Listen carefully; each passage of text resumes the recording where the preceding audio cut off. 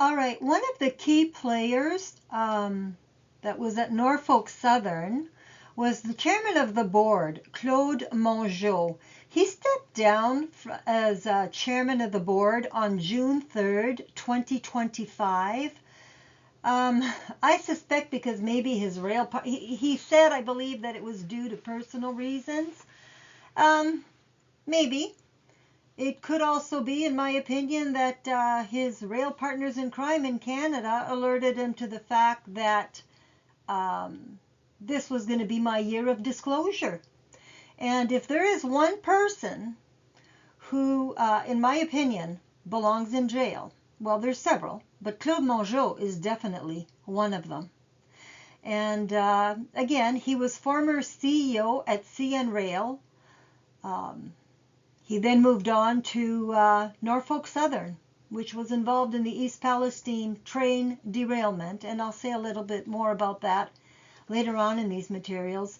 But if you look at when Claude Mongeau was CEO of CN Rail, he was there from January 1st, 2010 until July 1st, 2016.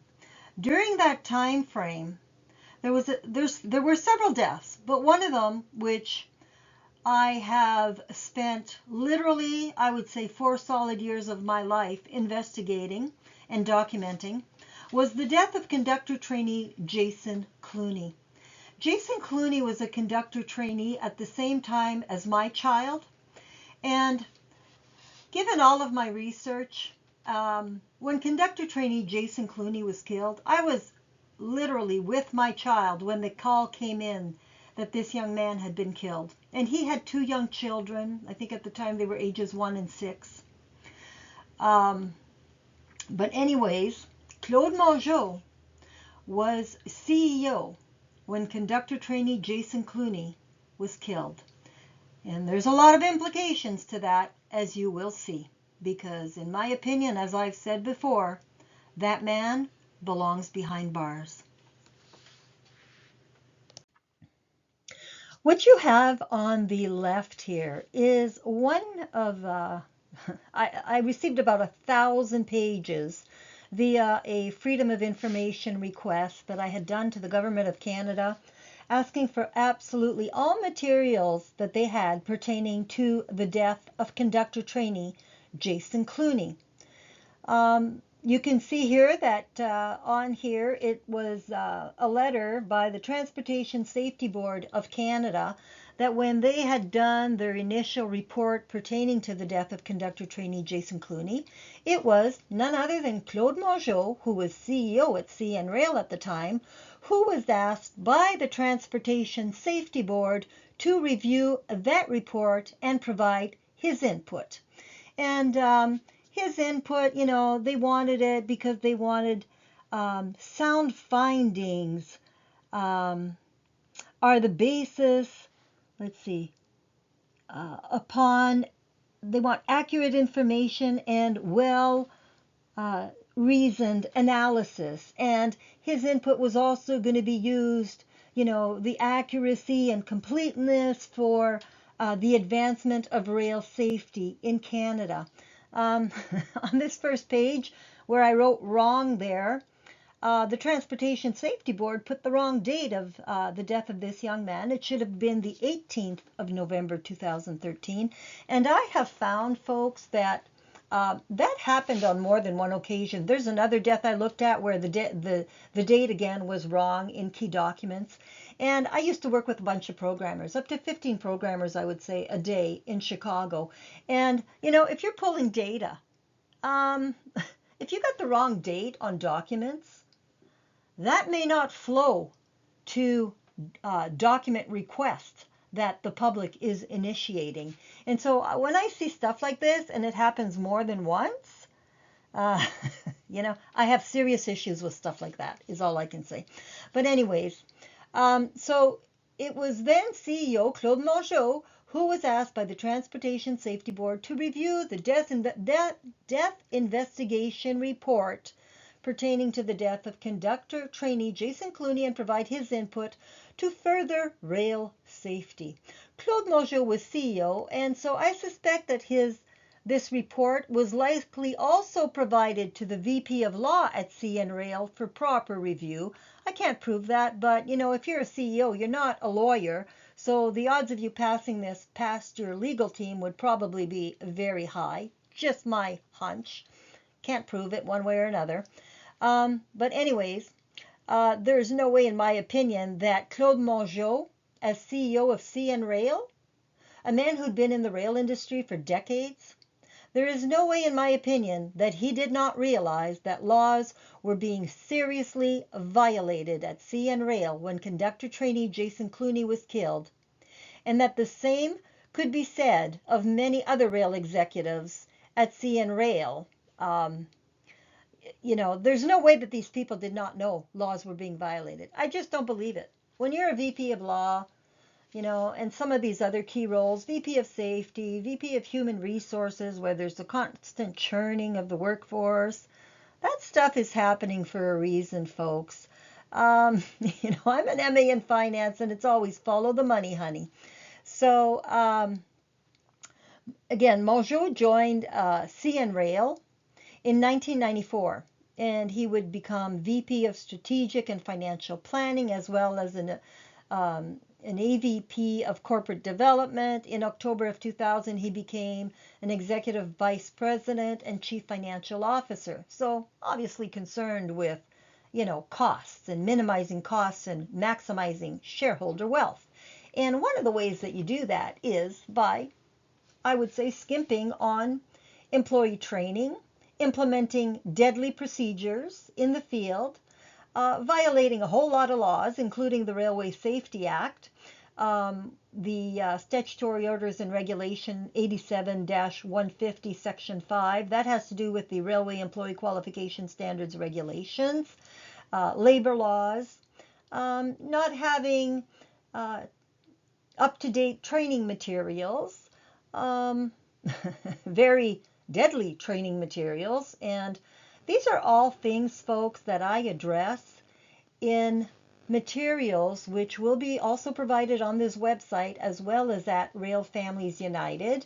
That's both a website as well as another channel, another YouTube channel, Rail Families United, which addresses a lot of these issues and actually delves into a lot more than what is provided on this channel. But that's kind of like a sister YouTube channel to this one. So as CEO, Mongeau oversaw all personnel and all operations, including training materials for frontline rail workers. And again, I have an entire series, I think there's 8 or 9 videos on deadly training materials and field practices under then CEO Claude Mongeau at CN Rail. Then let's see, he would have been in charge of compliance or lack thereof with all applicable laws under which CN Rail was supposed to operate. When you're a CEO of a company, when you do the financial statements, the Sarbanes-Oxley Act in the United States made it such that rail executives, when they sign off on the financial records, they must attest basically to the fact that they're in compliance with all laws under which they operate. If you look at the materials that I will be providing, not only on this channel, but also on the sister channel, Rail Families United, you will see that there is no way that Claude Mongeau was in compliance with all of the laws under which CN Rail was operating, and that there had to be willful negligence and the willful determination to violate these laws. Because as a rail executive, somebody who'd been in the rail industry for decades, there is no way that Claude Mongeau could argue that he was not aware of the laws under which he operates. I just don't believe that. I do not believe that he was not aware of the Railway Safety Act, of the Railway Employee Qualification Standards Regulation, of labor laws, and on and on and on. And, ignorance of the law is no defense in court.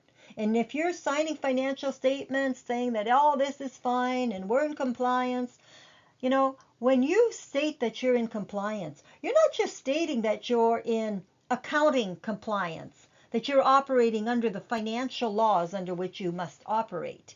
You're signing that you are in compliance with all laws under which you operate. And that means you should be having compliance audits to make sure that your employees are not being fake qualified, that they are receiving all the training that they're supposed to be receiving. And at CN Rail, it was clear since at least 2007 that rail employees were not receiving the training they were supposed to be receiving. And there's far too many a regulator, what I call rail partners in crime in Canada, that allowed the likes of Claude Mongeau and many others to get away with a whole lot of violations of the law. There's a reason that former Deputy Prime Minister Chrystia Freeland, who was also the former Minister of Finance of Canada, well, she is now Minister of Transportation in Canada. Sounds like a demotion to many. Oh, I don't think so. I think she was put in that role because the government of Canada knew that this scandal, which now has infested at least 5 Class 1 rail carriers in the U.S., in my opinion, because Canada allowed key rail executives to escape to the U.S. to infest the U.S. rail industry with their deadly practices and whatever. That's why when I saw that Union Pacific and Norfolk Southern were thinking of having a merger, especially with the likes of Jim Vena at the controls. Another key player, he was Chief Operations Officer when conductor trainee Jason Cluney was killed. And so all these things that you're going to be seeing tied to the death of conductor trainee Jason Cluney on this channel also apply to Jim Vena, who was the Chief Operations Officer when that young man was killed. And so Jim Vena, too, would have been violating all these laws, just like Claude Mongeau. So it's going to be a rocky ride for those that are new to this, but fasten your seatbelts because you are going to learn very nasty truths via my 2 YouTube channels and my website, railfamiliesunited.com. But, I would accept no excuses for these people as far as what they did, because there is no excuse for the criminal negligence, in my opinion, criminal negligence causing death, the complete and total breach of public trust, the financial fraud, because I'm an MA in finance, and when you let investors think that your company is so much better than what it really is, and that you're in compliance with all the laws that you're supposed to operate under, and that's not true, and there's no way you could not know that that's not true, well, in my opinion, this is all massive financial fraud too. And those are all things that Claude Mongeau, Jim Vena, and a lot of rail executives and regulators in Canada are going to have to answer for, in my humble opinion. Because as taxpayers find this out, there is no way that there's not going to be fallout from all of this. Because when you see all of the lies in the Transportation Safety Board investigation reports, and I'm also going to be going through a Transport Canada report, which is 80 pages long, and an Occupational Health and Safety Tribunal of Canada report, which is also, I think, 20 or 30 pages long. But just the report from the Transportation Safety Board, that one is only, 22 pages long maybe. And I think I have 14 videos just exposing the lies in that one. And the videos are probably 45 minutes to an hour long. So, and that's not even all of it. Like, I couldn't put everything that I know in those videos, but you will have a definite flavor for just how bad things were for frontline rail workers under the likes of Claude Mongeau and Jim Vena. And the operational excellence of these rail executives, because they've now been in the U.S. for so long, even though Claude Mongeau stepped down, he was at Norfolk Southern for quite some time.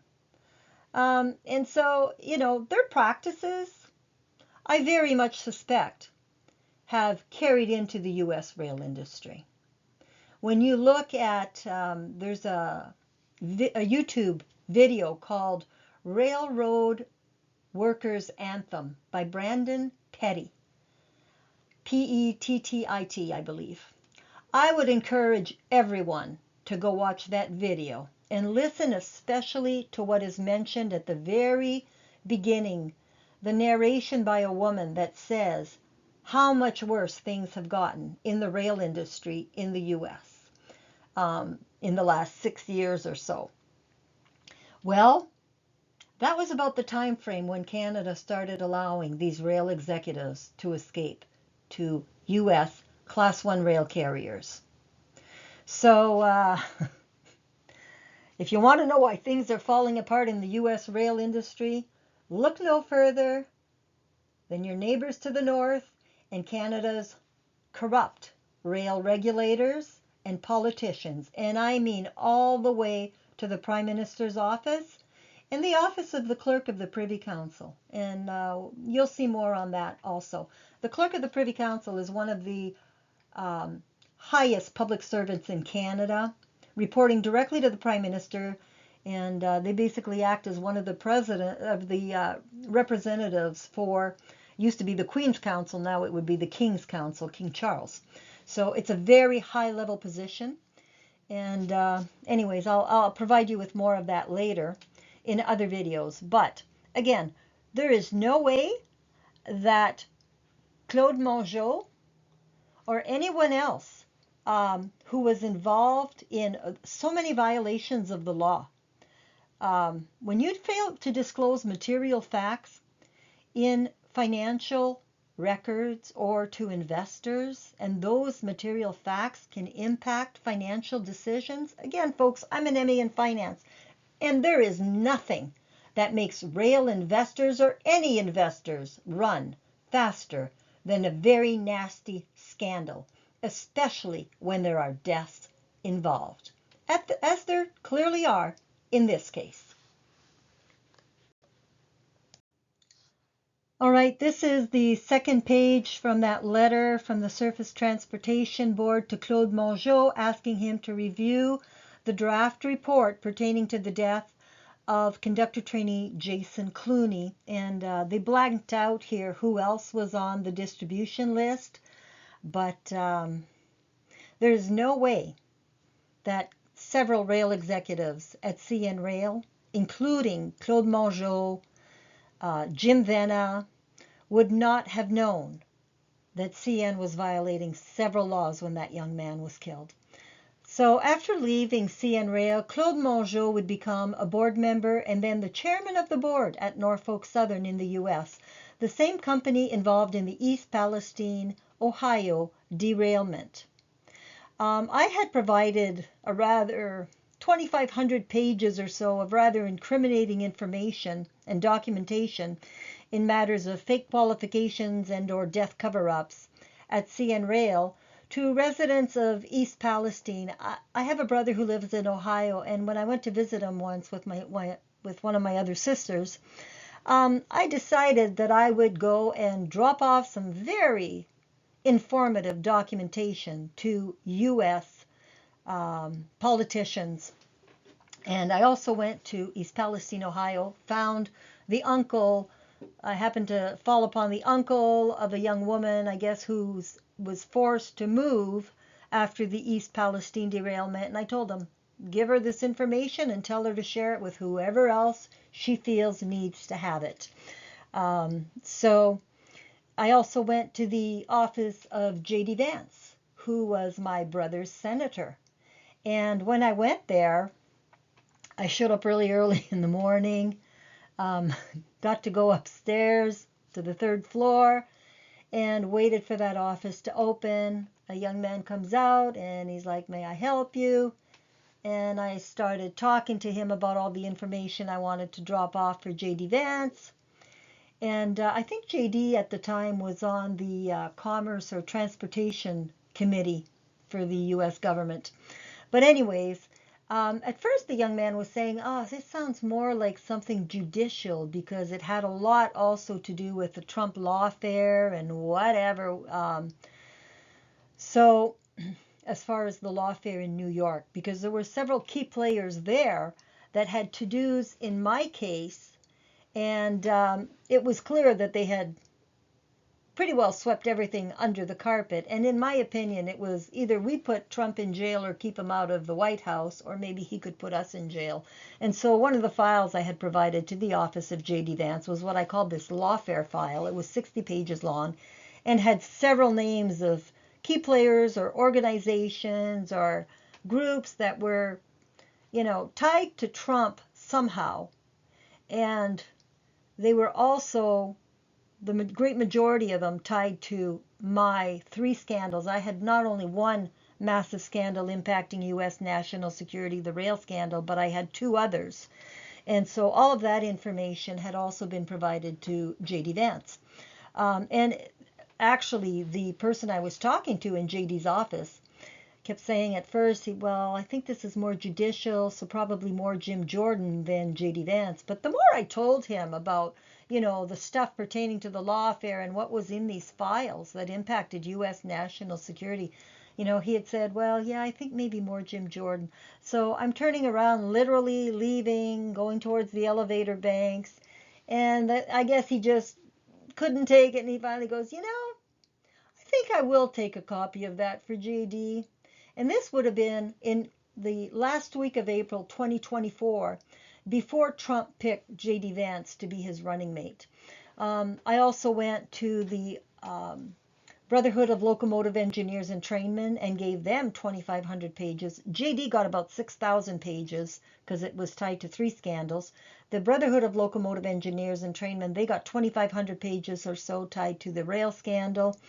I also went to Ancora, and so you need to also look on this YouTube channel at my information on Ancora, who's another major player tied to the UPNS merger, very much, in favor of this, and how great it's going to be for investors, and that they consider Jim Vena one of the world's best railroaders alive today, and on and on and on. Well, if you look at these materials that I am presenting to you, as I argue against this merger and for the implementation of serious compliance audits in the rail industry because of what has now happened in the U.S. rail industry as a result of having these key players infiltrate Class 1 rail carriers in the U.S. Just getting rid of Mongeau or Vena or whatever, that's not going to be enough to fix the damage, in my opinion, that has been done to the U.S. rail industry by the likes of these players. So anyway, went to the Brotherhood of Locomotive Engineers and Trainmen. I went to Ancora, gave them, they ended up receiving almost the 2,500 pages. I also went to the office of Jim Jordan and gave that office the 6,000 pages of incriminating information tied to all three scandals. And so, when you look at the, and I also gave the 2,500 pages to the Surface Transportation Board. Later on, I would also provide it to the Federal Railway Administration. And so these folks have been on board with these issues now for a very long time. And so I don't understand how Claude Mongeau, Jim Vena, and so many others could have been allowed to continue on in the U.S. rail industry when regulators knew what they knew. I just hope that they open proper criminal investigations, especially in Canada, because the RCMP certainly received all my information also. And as you look at the players, one of the players you're also going to want to look at will be the chief of police at CN Rail when Jason Cluney was killed. Because that man had serious ties to the RCMP. He'd been an RCMP officer for 28 years. And so there's so many conflicts of interest that play into all of this, that if you think that you only need to look at the files that I post at on this channel pertaining to the UPNS merger, I would very strongly encourage you to look at all the other files that are also posted at Rail Families United, that YouTube channel, and also the website, railfamiliesunited.com. That one doesn't have, it's not as up to date as the YouTube channel, Rail Families United, but I will end up making it more up to date too. But anyways, so I would very strongly encourage you, look at the information on both channels. This one tied to the merger and the one for Rail Families United, also on YouTube. Because there's a lot of other players that may not fit directly into the merger for Union Pacific and Norfolk Southern, but they still would have played a role in what led up to Claude Mongeau and Jim Vena being key players in the U.S. And so those players also need to be brought to accountability. Now, if you look at the bottom here, I also said that Claude Mongeau also sat on several other key boards. One of those was TD Bank. Well, recently TD Bank was fined for laundering of cartel money. So, you know, I'm not surprised to see the likes of Claude Mongeau on that board. And also SNC-Lavalin, which also had a massive scandal in Canada. And again, Claude Mongeau sat on that board. SNC-Lavalin was involved in a bribery scandal having to do with Libya. So am I surprised to see the likes of Claude Mongeau on some of these very corrupt company boards? No. That's all I'm going to say on that one, folks. But anyway, know the players.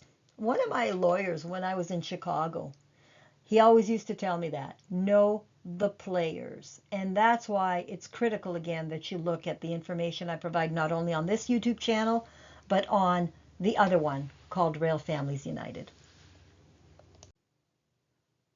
What you have on this slide here is the cover page of a presentation. I took this from, let's see, it was posted through a Newswire service. The reference is at the bottom here with the red arrows.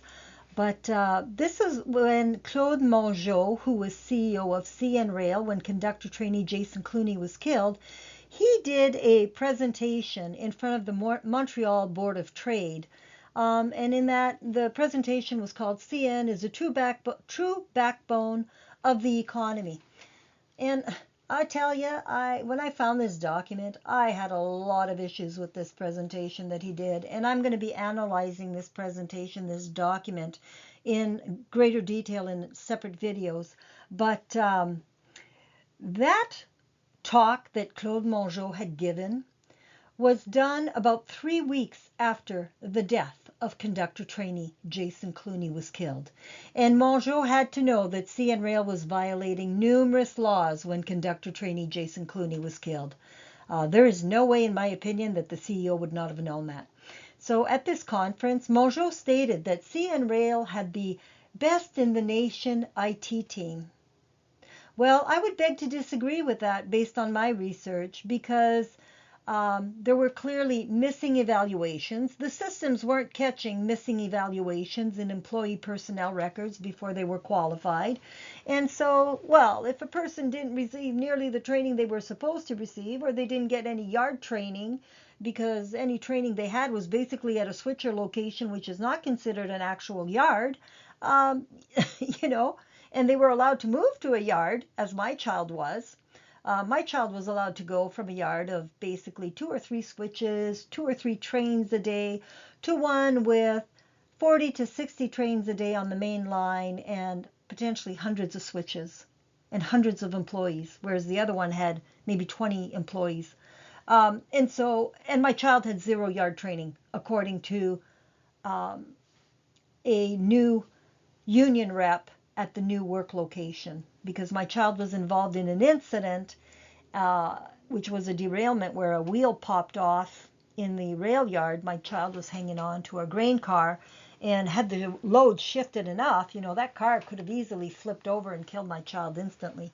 But because my child was fairly new to the terminal, the union rep You get a statement when something like that happens, and you have to go before management and with your union rep provide your side of the story. So the union rep looked up my child's records and basically came up to them and said, how many yard shifts do you need to be a qualified conductor? And my child told them, I think it's 15. And so this person goes, well, how many do you have? And my child responded, well, at least that many. I worked at this location over there for, months and months. So to that, the new union rep, who had, again, I think over 20 years of experience with the company, stated, that location is a switcher location. It's not considered a yard. You have 0. And so CN allowed my child to go from a rail yard, a supposed rail yard of 2 or 3 switches, 2 or 3 trains a day, to one with 40 to 60 trains a day on the main line with potentially hundreds of switches and with hundreds of employees. That put not only my child's life at risk, in my opinion, but everybody else that worked in that yard. My child worked mainly on the line, not in the yard, but they would end up working in the yard too, doing belt pack, whatever. So I have huge issues when you put my own child's life at risk, in addition to all these other frontline rail workers. And so the reason I even started looking into the death of conductor trainee Jason Cluney was because I was seeing my child losing coworkers more frequently than should be happening, in my humble opinion. And I was the daughter of a coroner, and we were raised that families have a right to the truth. And so when this other person was killed at CN Rail, and that hit very close to home, that's when I started looking into the accident reports of conductor trainee Jason Cluney, because I did remember that death when my child was a conductor trainee. And I certainly had no idea how many years I would be involved in looking at matters pertaining to the death of conductor trainee Jason Cluney, what I call the dissection of a rail worker death investigation by Transport Canada, the Transportation Safety Board, and the Occupational Health and Safety Tribunal of Canada. And, it affects the Minister of Justice, the Prime Minister's office, all of them, Minister of Transportation, all rail partners in crime, in my humble opinion. So anyways, getting back to this conference, there's no way that Mongeau, who was stating that this was he felt he had the best IT team in the nation. Well, if your employees at CN Rail are being fake qualified, and I thought I could prove that only dating back to 2013, but it is clear that that was the case even to 2007. If you've got wrong titles. If, for example, my child was shown as a conductor, not as a conductor trainee, but as an engineer trainee in systems, why would that be happening when they were never an engineer trainee and were fresh out of conductor trainee class? In my opinion, that was to get around the rules of one-on-one training of Transport Canada. More violations of laws, in my opinion, at CN Rail. Then there was the whole issue of violations of labor laws, of outdated training materials and deadly training materials at that, of outdated information pertaining to switches. The location where conductor trainee Jason Cluney was killed, those switches were physically labeled track switch 21, track switch 22, and track switch 23. But yet, the other 3 crew members that day in their witness statements referred to these switches not as track switch 21, 22, and 23, but as 23 was the deadly switch that had been flipped the wrong way. And there's a reason I think that was flipped the wrong way if you look at the Deadly Training Materials series. But that one was referred to by the other 3 crew members as track switch 15, and the supervising conductor referred to the other 2 in his witness statements as track switch 12 and track switch 13. So that tells me that if the switches are labeled 21, 22, and 23, but the crews are referring to them as track switch 12, 13, 15, where are they getting that? In the work instructions? In their maps for that work location? Where were they getting that? something was not adding up there.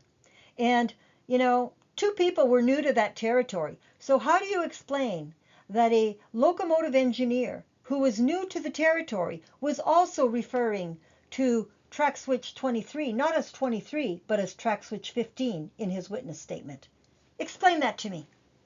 That can only be because something was very out of date. And when I asked my child, can your work materials, your maps, your instructions, your bulletins, whatever, can they be out of date?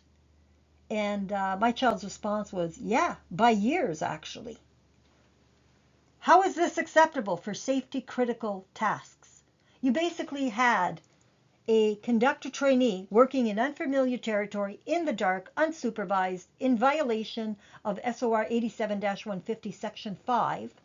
And his coworkers could have been talking about track switch, 20 or track switch 15 or track switch 13 or 12, when in actuality, those switches were labeled track switch 21, 22, and 23. If that's not a recipe for disaster, folks, I don't know what is. And that is the type of operational excellence we had under the likes of Claude Mongeau and Jim Vena at CN Rail. So there were clearly also violations of the Railway Safety Act, Section 20, having to do with changes to frontline rail worker training programs, where several changes were being made to frontline rail worker training programs, and those did not appear to have been approved by Transport Canada. That would be a violation of the Railway Safety Act, Section 20. Then there was, the whole issue again of lying to investors. If you're in front of the Montreal Board of Trade and you're just, singing the praises of your company as CEO Claude Mongeau did, well, there's a young man that just died 3 weeks ago. And you had to know you were violating the law when that happened. So were you telling these potential investors the truth? I have some serious issues with this document and this speech that Claude Mongeau gave in front of the Montreal Board of Trade. And there's the whole other question. Would Norfolk Southern have even taken Mongeau on its board of directors had it known the truth about what was really going on at CN Rail in matters of fake qualifications, death cover-ups, whatever? Very unlikely. So Canadian regulators, it's on them that they didn't put the brakes on and stop Mongeau from and others from moving to Class 1 rail carriers in the U.S. But the reason, in my opinion, that happened was because, again, Transport Canada, the Transportation Safety Board, and the Occupational Health and Safety Tribunal of Canada were all, in my opinion, rail partners in crime. There to, hiding their own incompetence and their negligence in doing their own job at Transport Canada, etc., and providing appropriate death cover-ups, as was clearly the case in the death of conductor trainee Jason Cluney, and, in my opinion, in other deaths too.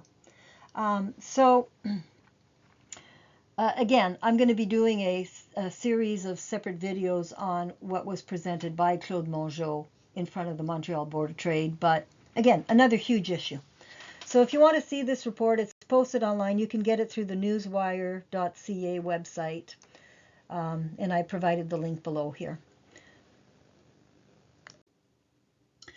All right, so even though this video on Claude Mongeau doesn't get into a whole lot of stuff, it just is a flavor that he definitely plays a role. There is so much to cover that I can't put it all just under Claude Mongeau. And because there's also other players like Vena and others that play into all of this. And so you need to look at the different series of videos, the one on the players, but also the one entitled Deadly Training Materials, the one on the Brainwashing. That one has to do with the complete analysis of the Transportation Safety Board investigation report into the death of conductor trainee Jason Cluney and all the lies that are provided in that report, which was signed off on again, the draft report by Claude Mongeau. That's who, basically signed off on the accuracy and completeness of that report in the interest of furthering rail safety in Canada. And that report, folks, is nothing but a complete and total public scam. If you would have assumed that it was nothing but lies, you would have probably been closer to the truth, as you will see as you go through that series of videos on the brainwashing in the Transportation Safety Board report tied to the death of conductor trainee Jason Cluney. So again, regulators allowed Mongeau and others to escape to the U.S. Mongeau escaped to Norfolk Southern, where he would become the chairman of the board. And the fact that he stepped down on June 3rd, 2023, again, does not solve the problem. So neither would taking Jim Vena out of the picture, because these rail executives that, in my opinion, infested the U.S. rail industry have been there long enough that I'm sure they have done significant damage to the rail industry. And that, I think, is evidenced by the fact that of what you're seeing in the Railroad Workers Anthem by Brandon Petty, which is posted at this website here that I provide. There's the link for it. But again, go there, watch that video on the Rail Workers Anthem, and listen to what they say at the very beginning, because the U.S. rail industry, folks, is only getting worse and much more dangerous because of the players that have now infiltrated the U.S. rail industry, because the government of Canada chose to be a rail partner in crime rather than a regulator. And we're going to get into a lot more of those issues too as we move forward. So on that note, I'll end this video here. Have a great day. Make sure you watch videos on both YouTube channels, the Union Pacific Norfolk Southern Merger channel, as well as the Rail Families United YouTube channel. So on that one, have a great day, and I will see you on the next one.